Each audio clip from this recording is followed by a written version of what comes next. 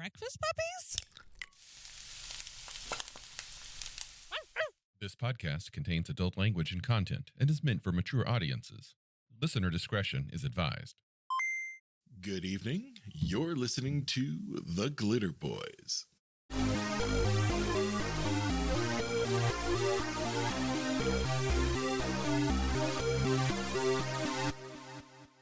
Howdy, y'all. It's just Jacob with your Riffs Farm Report for the day.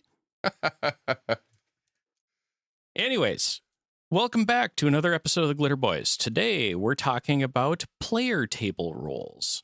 That is not rolling the dice, but the roles players, not characters, have at the table. We've talked about this a couple times before, the importance of certain activities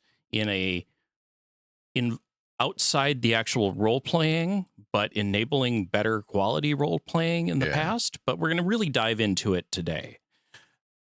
NPC, do you have any thoughts? Well, I've thought about this a lot, and to the point that at least with two of the games that I've run in recent days, both my silly hammer crawl experience, but also my Saturday Palladium-ish fantasy games, I've codified them in a way that we sometimes forget, because you tend to fall into old rhythms where you just start playing and forget about dealing these things out. But again, even between the sessions or sometimes mid-session, we realize, oh, shit, we didn't assign these roles. Let's do this real quick, because they do make the game flow a lot easier. And anyway, to answer your question, I have codified them myself, the roles that I have written down that I consider to be crucial to the smooth operation of a game.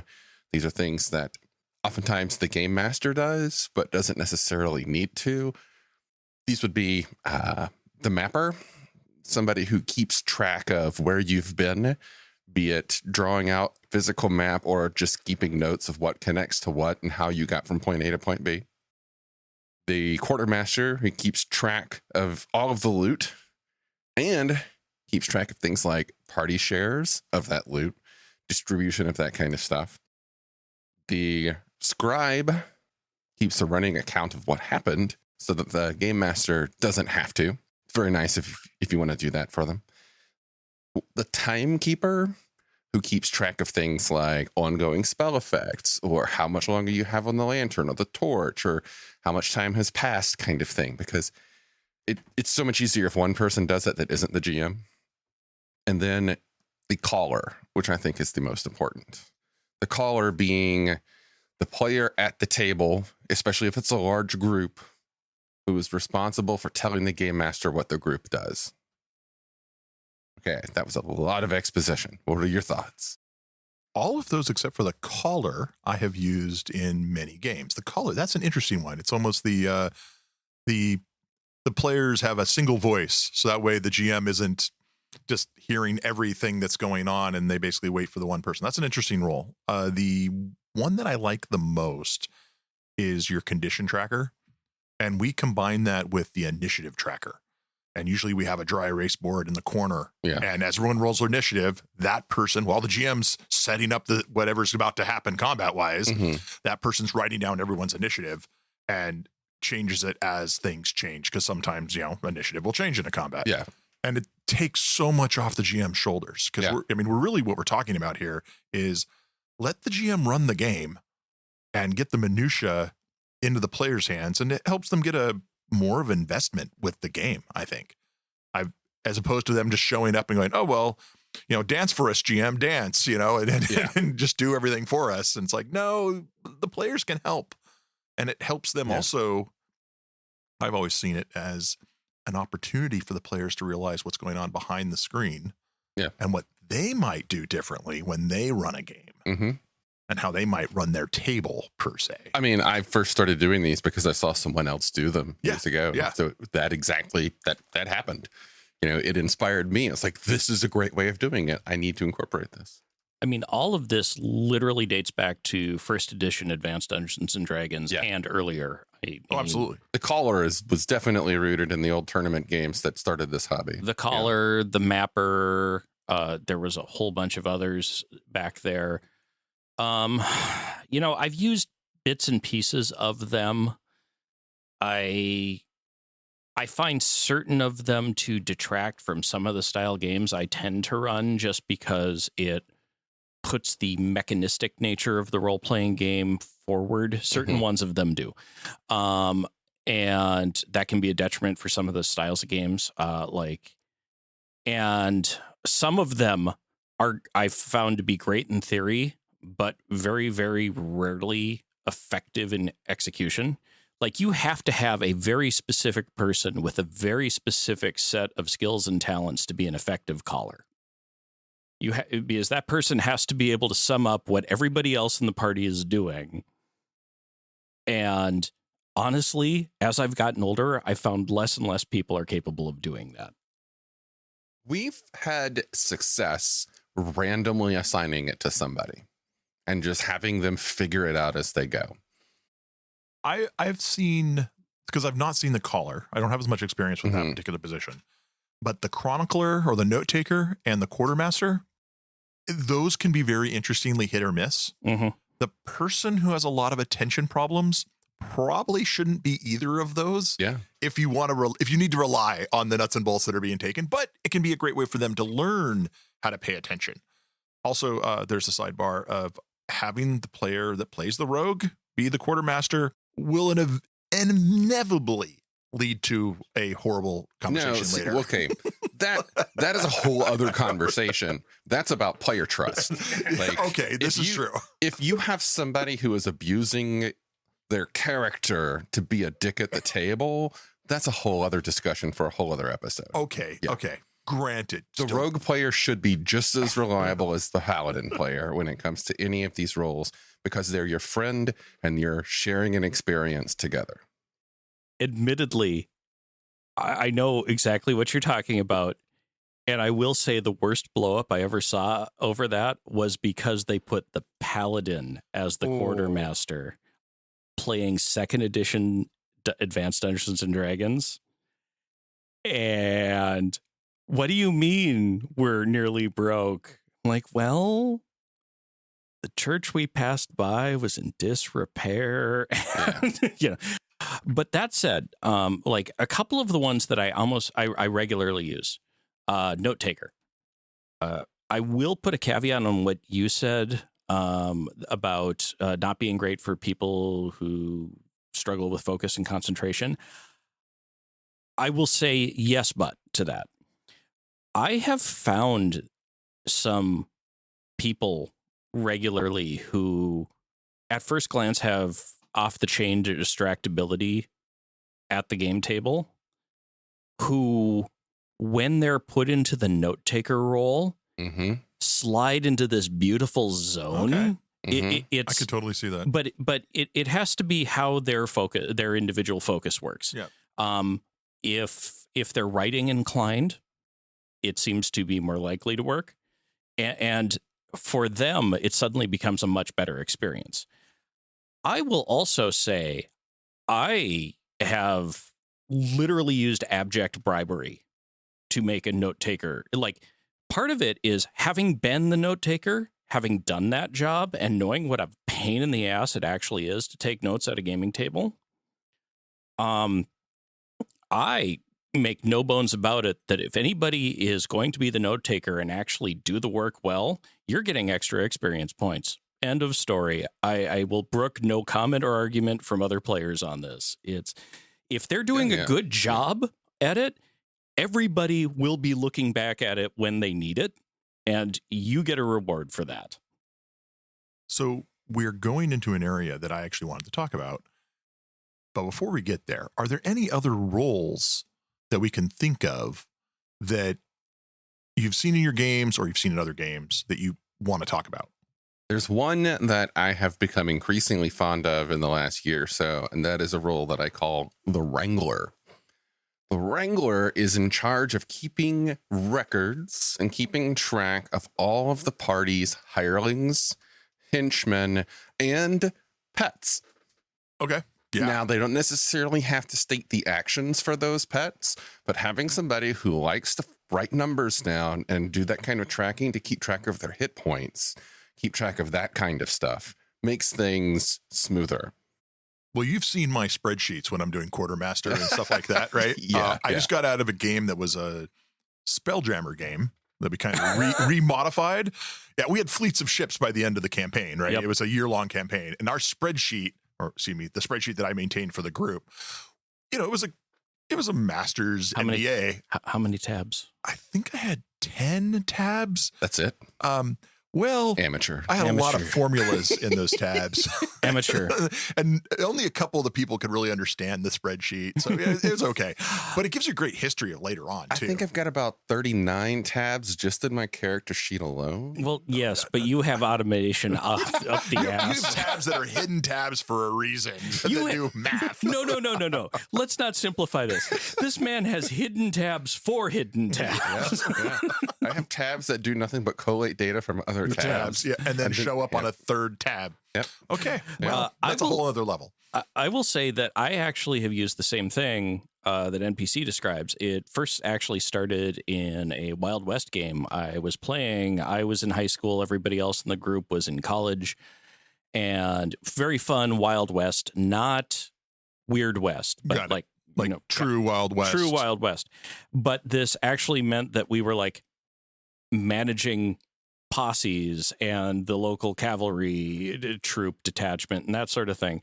And our title for it was the cow puncher. Okay. Just because it was thematically appropriate. We all agreed it was funny. But yeah, no, that one is really, really good, especially if you're doing any game with lots of hirelings, lots of ancillary characters. I tend to find it becomes incredibly useful in most Savage Worlds settings because for whatever reason, Savage Worlds, maybe because its NPCs tend to be a little bit simpler to manage than a lot of other games, groups tend to acquire a lot of hirelings and hangers-on and that sort of thing. I started doing that specifically in a Savage Worlds game. And it was a game that was heavily inspired by a series of comics called Alien Legion. And I adapted the DCC funnel rules to Savage Worlds to do a space mercenary game. The concept of the comics, which I ported over to the tabletop, was that any of the characters could just fight it at any moment. They were just very expendable. But although I started with the idea that each player would have multiple characters, there ended up being one player at the table who was just really into playing different characters. So what we did is we ultimately ended up with having most of the players each just end up playing one character, and one guy played everyone else. So it worked very well. He basically became the conscripts or the privates. So he was basically the Star Trek red shirt. Every episode was a new. Yeah. That's awesome. Yep. So one of the things that I've seen here is, and this gets into the topic that Jacob just started, was do you dangle a carrot in front of the players to help encourage them to do this? And I think NPC and I, we have had a brief conversation a while ago about this. In one of the groups that I was playing, the GM introduced this, and every role that he said, I would like a player to take one of these roles. When you take the role, you get a special in-game mechanic ability that you can exercise once per session. Kind of a very small carrot. Mm-hmm. Somewhere between the level of an edge or a feat or something like that, but maybe not quite as powerful. And they're very thematic. Like the quartermaster could say once per session, hey, we happen to have insert widget that we kind of needed today. And it couldn't be anything over a certain value or whatever. Mm-hmm. And the conscriptor, the person who took all the notes or took care of NPCs, could say, oh, I know a guy, right? This type of thing. And I thought it was really interesting. What's funny is most of us just said, yeah, we'll help you out, and totally forgot about these things. Yeah. Until someone did remember them. And it was always a very pivotal, like, oh, you're down to the last bit of nitty gritty. You've run through everything you have, and you're like, crap, how the hell are we going to, oh, I know a guy, or, oh, I happen to have a skeleton key in my pocket or something, silly, right? That kind of helped out. And it was really kind of cool. Even though we didn't tend to use them session in, session out, it was a way to encourage your players to help you out, even though I tend to think that players should want to help the GM. Some players, well, for whatever reason, aren't there. And this gives them something to latch on to. What do people think of that? I'm not opposed to it. I haven't used it that much at all, other than in a couple games where that's mechanistically built into the rule set. There's a few out there. One version of Paranoia had it, like not the first soft one, but like one of the earlier box sets had a little bit of that, which went out the window because, let me tell you, putting player roles on top of the inherent mistrust that you need for a Paranoia game just does not work well. Yeah. And in that case, what it is for those who aren't familiar, Paranoia, dystopian future underground complex run by a insane computer, ardently anti-communist, as any right-thinking computer should be, is one of the things that every player at the table got assigned was a mission role. And very early versions of Paranoia, that mission role wasn't just an in-character thing. It came with a set of things you were responsible for at the table. And there's been a couple other games where I've seen that as well, where it's mechanistically built in. I'm not opposed to it, but I'm also not inherently a huge fan of it. I will admit that that's partially because I kind of use the note keeper and for some games quartermaster. If this person does it and they're doing it at a decent level, they get an XP bump.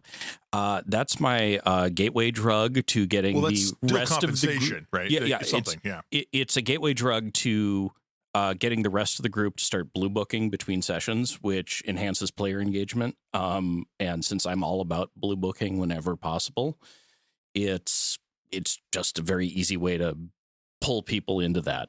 I read, what was it, or was it a podcast about a GM who encouraged their players to enhance their character's backstory and enhance what's going on. And they could get additional XP by writing short stories in between sessions. And I was listening to this, and I was going, wow, what an amazing idea. And then I realized, it was a writer's podcast. And all the people that were talking, like everyone out of that gaming group ended up becoming professional writers. Mm-hmm. And I kind of wonder, incentivizing professional writers or aspiring professional writers in a tabletop setting to get XP for writing short stories about their characters, that probably would go weird very quickly. So you got to be careful on how you're incentivizing your players. But that's a slightly different topic, but yeah. I will say that this is a little off topic, but some of the blue booking that has been done that I have had to review, let's just say Book Talk was a thing before Book Talk was a thing, and just leave it at that. I'm not opposed to offering rewards for that kind of stuff, and I've done it. I would prefer not to. My ideal setup would be that the players are keen on it. They want to contribute to the running of the game, to facilitating everybody else having a good time. That is my dream game. Doesn't always happen. Oftentimes you will just have players that just show up and want to roll some dice and don't really want to be involved in much else. And it's difficult to get them to take on these roles. You might be surprised. Sometimes you can.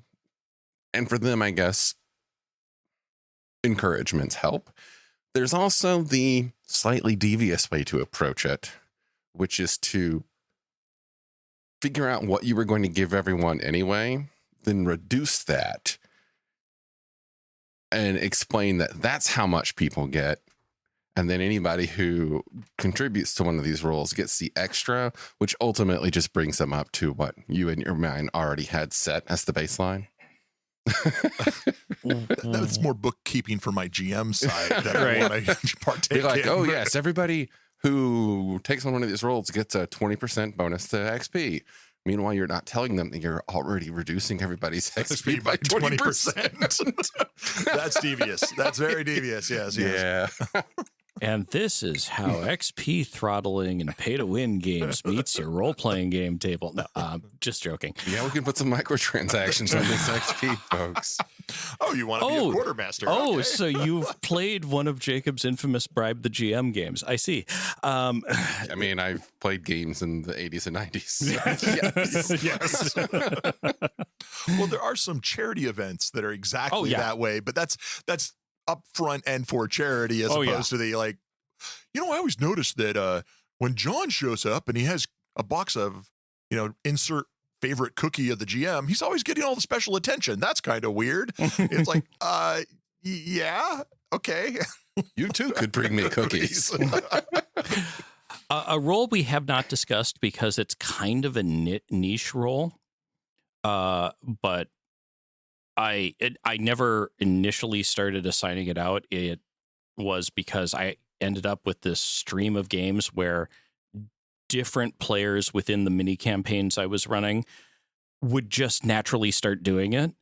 And I finally went, I am going to actually add this to the roles I ask people to step up and take. Note taker. Like the only three that I really use are note taker, quartermaster, on the regular basis, note taker, quartermaster, and then this one, evidence board.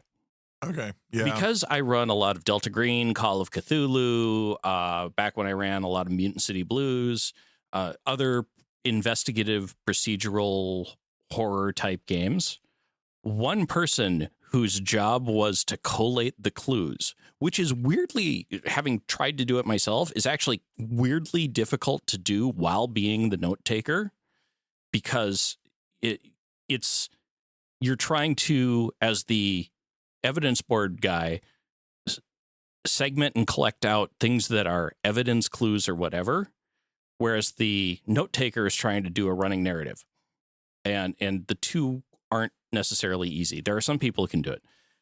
And it's very, very helpful for the party. Like, as the GM, I don't care, but it helps the party so much and improves the flow of the game. Yeah. It can also, I can see this role in a game that I'm actually running right now that would allow the players to collate the information and not miss the key things the note takers are doing. But you have one person actually putting all the pieces up on the board or whatever. And it ends up being, in some games that I'm in, the players are doing that kind of as a collective, but having one person who puts all those notes up somewhere could really be helpful for them, because they're seeing, it's always amazing to listen to them, and they're making conclusions that I don't know how they got, but they got them somehow. And maybe if they would have written them all down, it might help. But that's an interesting, like the evidence board, the person who collects the information, doesn't collect the information, processes the information and puts it forth and presents it. That's and cool. If you're running that kind of game, I highly suggest getting a physical cork board on the wall, or a fold out magnetic whiteboard like I have that is actually the size of this table, push behind that shelf. And then you can magnet things and move cards around, index cards and shit. Yeah. When I embraced this as a concept for games that I was going whole hog in and doing a lot of handouts and a lot of that sort of things, there was a cork board with a bundle of red yarn and a box of stick pins. I think for one of my games, I would need red, blue, green, maybe some yellow, and just to see what would happen towards the end of the session, and end of the campaign.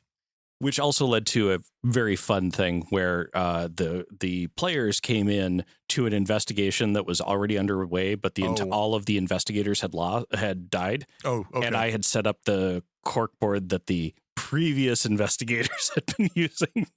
Oh, I may steal that. That's great. It was fun because they were already used to the idea. And this is a tangent I wanted to bring up.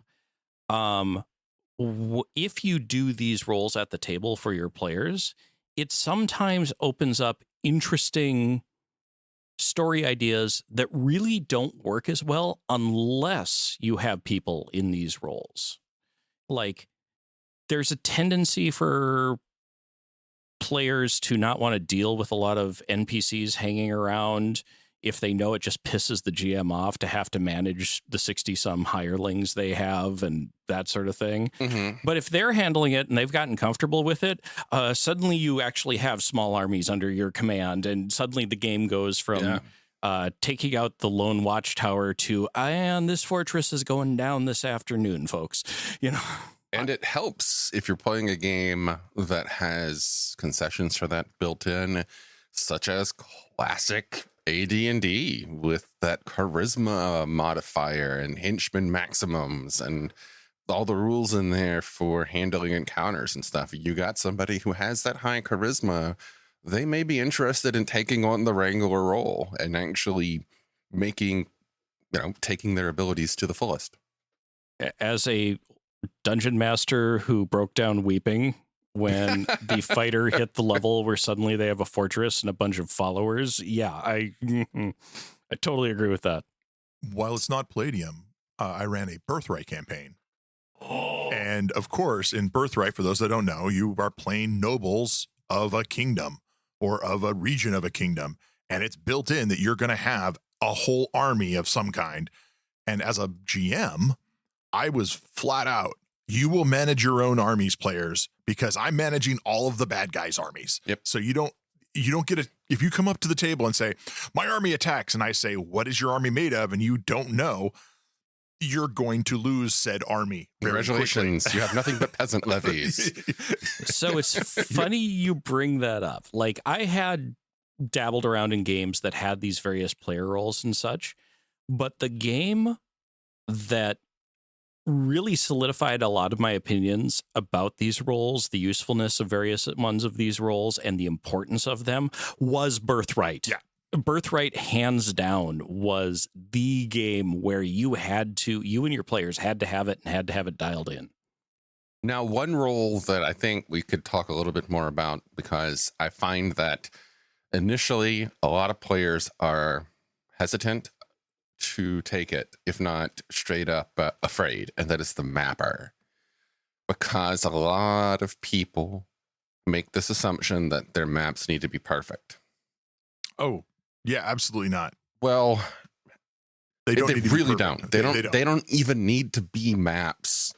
The idea of the mapper, their purpose is to keep track of where you've gone, where you've been, and where you have yet to go.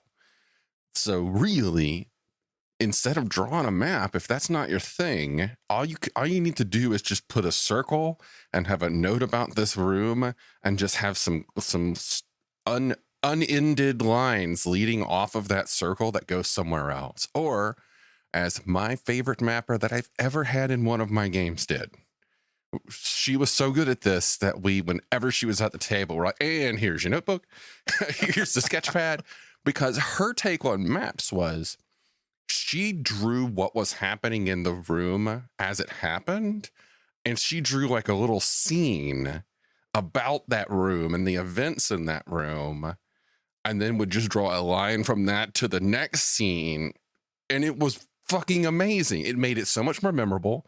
People knew it was there. Their characters were there in, caricature format on this scratch pad.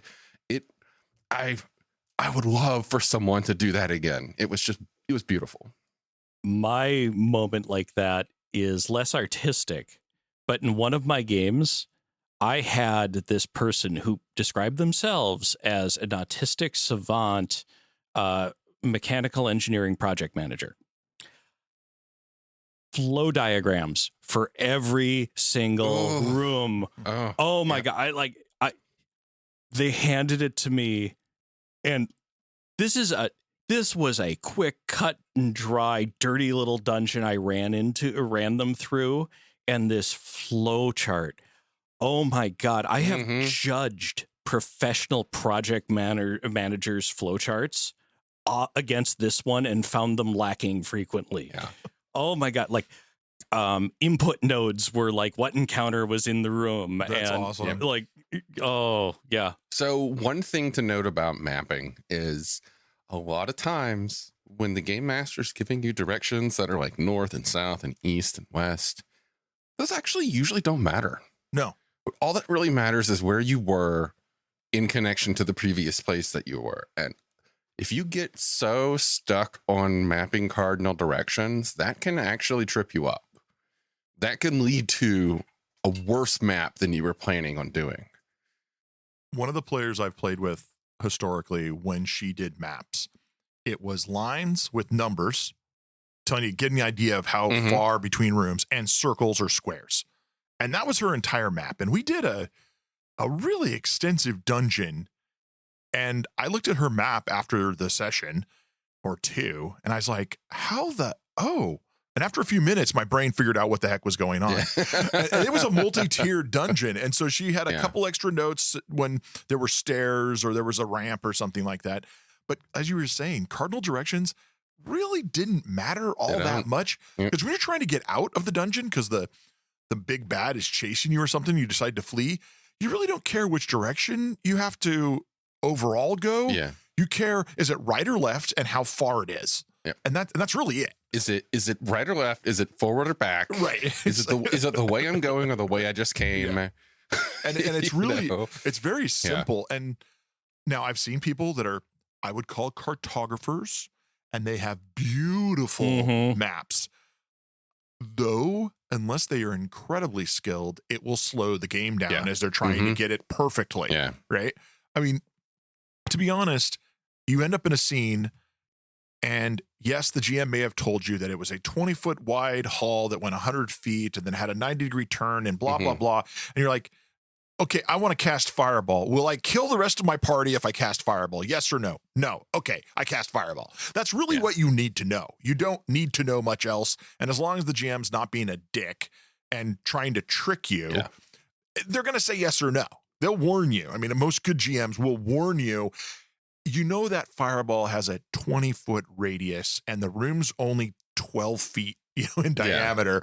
You probably don't want to do that, right? But the cartographer or mapping, now, of course, we're talking about a role that may not show up in your games. If you're doing a very political game where it's not really much, you're not really going into dungeons or going into caves or castles, it may not show up, but it might in weird ways. Because instead of a physical map, you could have a heat map, a faction map, the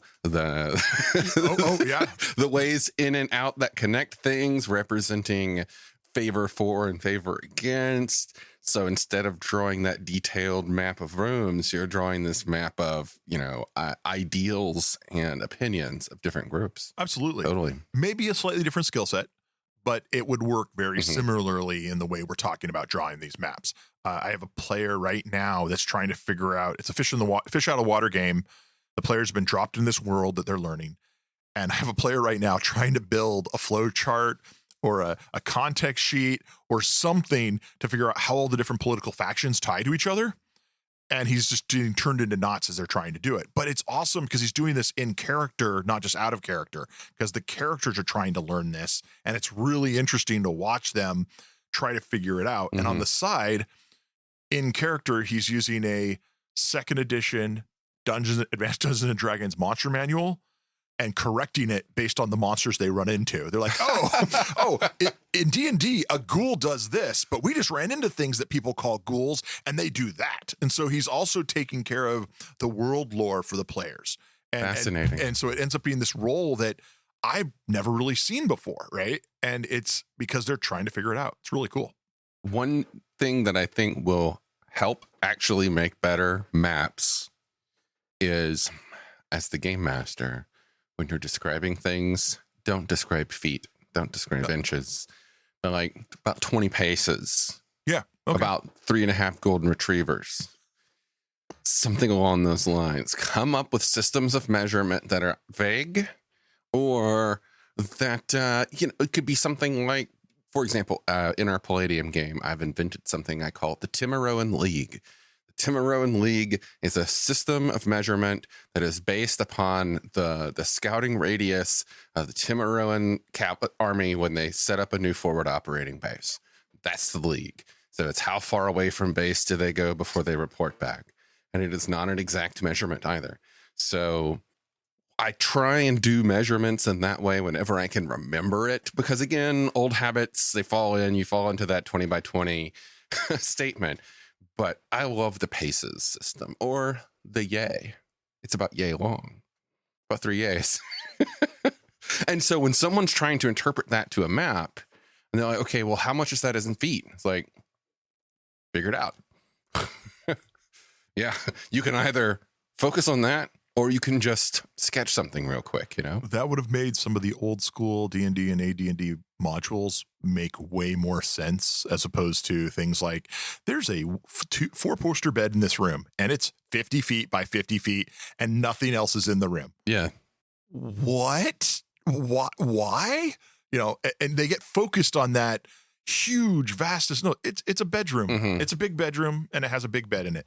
Oh, okay, cool. Moving on. You know, I've been impressed when I've the Dungeon Crawl Classics modules, the official modules, that the maps that they have in there, they go back and forth between some exact measurements and some that are just like, you know, you're going to the tower, and instead of like showing the floors of the tower, they just drew a fucking picture of a tower.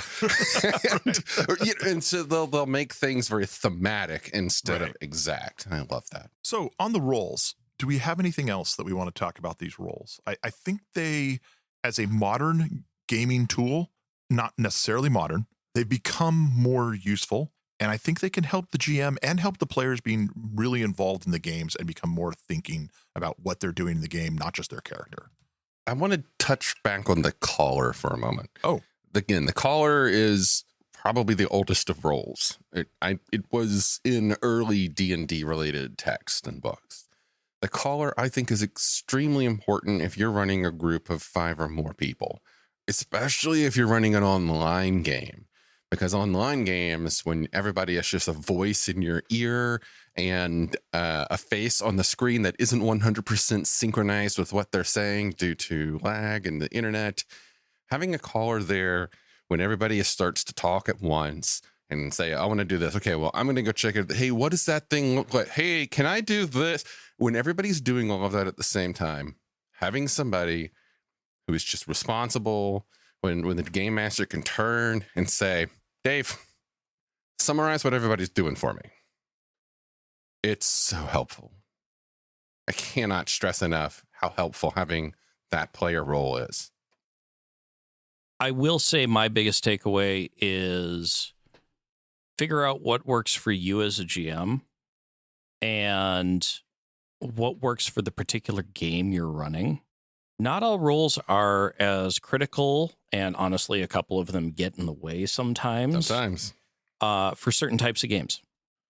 I personally, as a GM, find, and this is a personal thing, and takes nothing away from the fact that having played at NPC's table, I understand why he likes the caller role. It would be the last role I'd be asking for, just because of partially the different style of games I run from NPC. I don't think you'd be good at it. Yeah, no offense. Yeah, it's not your jam. It's not my jam. I don't think you'd have fun with it. Nope. I have been told I'm a fairly decent caller. I know there are a lot of people who are far, far better than I am at it, which comes as zero surprise to me. But figure out which roles work for you, which roles work for your players, and most importantly, what works for the game as a whole. You know. Yeah, absolutely. They can be tweaked and modified for whatever game you're rolling, the players that you have at your table. I've never used a caller specifically, but that could just be the games I've run into, or maybe the players I've played with. But I like the idea. I think I really do like the idea. And if I do ever run another game online, I would totally have someone be that person. I think probably a lot of times the person who ends up playing the face of a group falls into this role. So maybe I've run into the role of the caller, but it's not been explicitly called out as the caller, so to speak. Otherwise, a lot of these roles these days I find really important to kind of call out at the beginning of a campaign, especially a long campaign. If it's a one shot, okay, I might specifically point some people, but a longer weekly game that's ongoing, these roles become super helpful and help the GM and help the players at the same time. And it makes things flow more quickly, more smoothly. I really like most of these roles, and I would use most of them, if not all of them. I really want to try to use the evidence board one Jacob. For That sounds fun.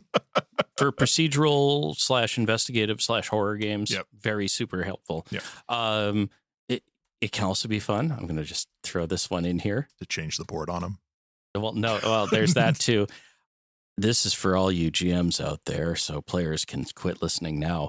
But if you and your evidence board person, after it's firmly established as a group in the group and as a common thing, have a small conversation about unreliable narrator. Oh, geez. Yeah, that basically plays into what I said. The GM changes something, just small things, right? Yeah. For horror games. Oh, yeah. It's beautiful. Well, folks, that's what we got to say about player table roles. If you have roles that you think we missed, or thoughts on some of the roles that we discussed and how you have used them at your tables, please come join our Discord and talk about it. Join the conversation, or, use the feedback link that is in every single one of our episode show notes and send us a message. Drop a comment on YouTube. Whatever. Yeah, we love to hear from you. Some notes is that the Palladium grab bags, the holiday gift bag thingy, has just started. This episode's going to be coming out a few weeks later, but it's going to be well enough in time for you to join in on this. We've said it before. I'll say it again. I think it's one of the best annual deals in gaming, and it has been for a very long time. If you are unfamiliar with what that is, follow the link in the show notes, or just join the Discord. Everybody's talking about it. I have gotten some amazing things in that grab bag, and I will say that over the years, I order it, and it's a surprise to myself because sometimes it'll show up. I won't have a chance to open it, and I'll stick it in a stack of things to go through. Yep. And like 3 months later, I'll go, what is that box? And I'll open it up. I go, oh my God, this is original artwork, or a whole bunch of pencils that I can now hand out, or all sorts of different cool things that I didn't think about. And it's well worth your money. I've never been disappointed in it. It's also a good opportunity to get a new player into the game. Yeah. If you have people that you think would be just great for playing this game and really enjoy it, order a grab bag and say, hey, build me a new gamer package for somebody that I want to get into Palladium. And they ask for that feedback when you go to the website and order it. They're serious about it. Yeah. I have put in requests that I didn't think I would ever get. Sometimes I get personal handwritten notes. Sorry, Buckley, you don't get more original art. You've taken it all. We're now going to give you something else, right? And other times it's like, hey, we found this in a disused lavatory that said beware the leopard. And here you go. It's half of the Phase World picture. It's like, cool. I'm pretty sure that everybody at this table might be on a watch list at Palladium. Absolutely. Just because, like, you get Sorry, Buckley. I know for a fact, given some of the things that have come in the boxes they've shipped back to me, that they know exactly who it is. It might be because the first line on all of my submissions is anything recon related, art, outtakes, They're like, yep, that weirdo's back again. And if you too wish to be on the Palladium watch list, when you order your grab bags, put a little note and let them know we sent you. Oh yeah, please do that. We like them to know that you are showing your love to them because you found them through us. Yeah. And if you want to help us pay some of our bills, we really appreciate it. The ways that you can do that, you can join our Ko-Fi page or kick us a donation on Pinecast.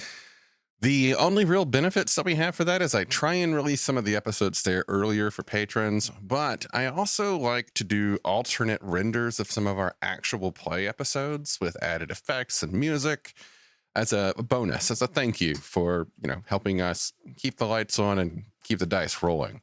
If you don't really feel like you have the funds to throw money around like that, but you're in the market for some digital gaming, we have affiliate links to Drive-Thru RPG in our show notes.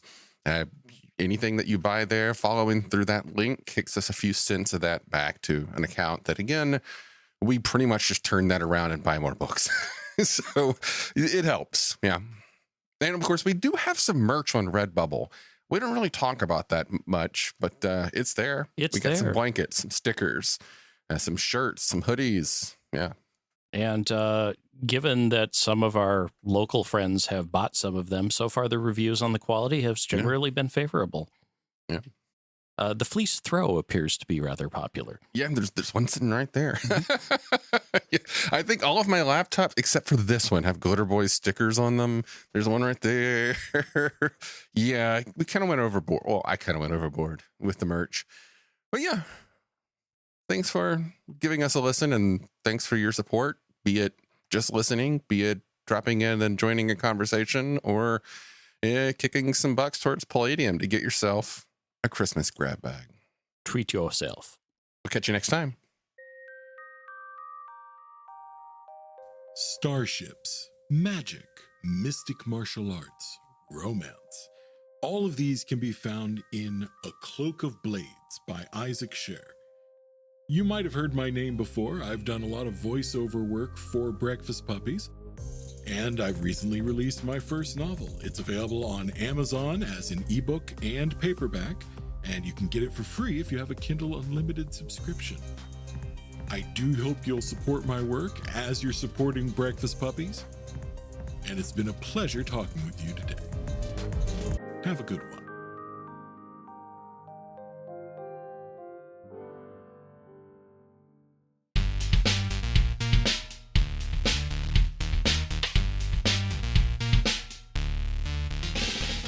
You've been listening to The Glitterbois, a Palladium Books fan podcast.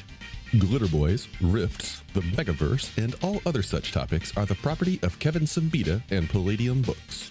Please buy all their stuff and help keep them in print and making more games. You can order directly at palladiumbooks.com, and their entire catalog is available digitally at Drive-Thru RPG as well. Our opening music is 8-Bit Bass and Lead by Furby Guy from freesound.org. This closing music is Caravana by Philip Gross, available at freemusicarchive.org. All sound effects used are self-made or acquired via Creative Commons Zero license. If you like what you have heard, find us on Twitter and Facebook as The Glitterbois. That's BOIS. And check us out online at breakfastpuppies.com/glitterbois. And also join us on the Breakfast Puppies Network Discord at breakfastpuppies.com/discord. And if you want to help us out, please spread the word and help us build a community. Thanks again for listening. We'll catch you next time.